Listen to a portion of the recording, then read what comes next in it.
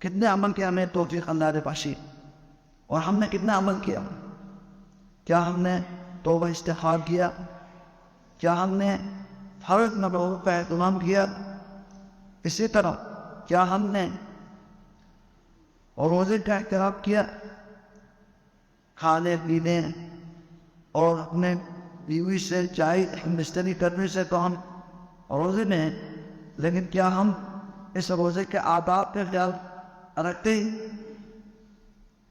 اسی طرح رمضان کا جو قیام ہے، رات کی جو تراویح ہے، کیا ہم اس میں اہتمام کے ساتھ تراویح پڑھ رہے ہیں؟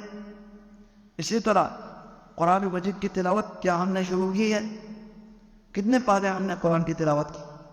رمضان نہیں کرتا ہے، لیکن یہ رمضان کا صرف پانا باعث رحمت نہیں ہے، بلکہ رمضان کا پانا اور اگر اس میں عمل کی توفیق نہ ہو تو یہ اللہ کے رحمت سے دوری کا سبب ہے، رحمت سے دوری کا سبب ہے۔ اس لیے صرف رمضان کا پانا اس پر مشتہ ہو، بلکہ اپنا توجہ محاسبہ کرے، اپنا حساب لیں کہ میں ان 4 دنوں میں نے کیا عمل کیا؟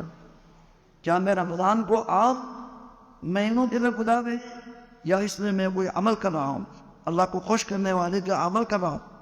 اس کا جو ہم نے حساب لینا ہے، اور بقیہ جو ایام کے لیے ہم نے ہمت کرنی ہے، اس میں فضول لغویات گناہوں کو چھوڑنا ہے، نمازوں پر خصوصی اہتمام۔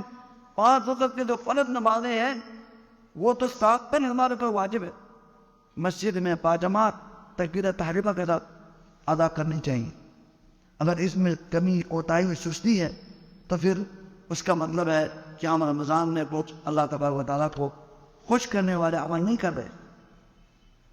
رمضان میں بہت زیادہ محنت کی ضرورت ہے،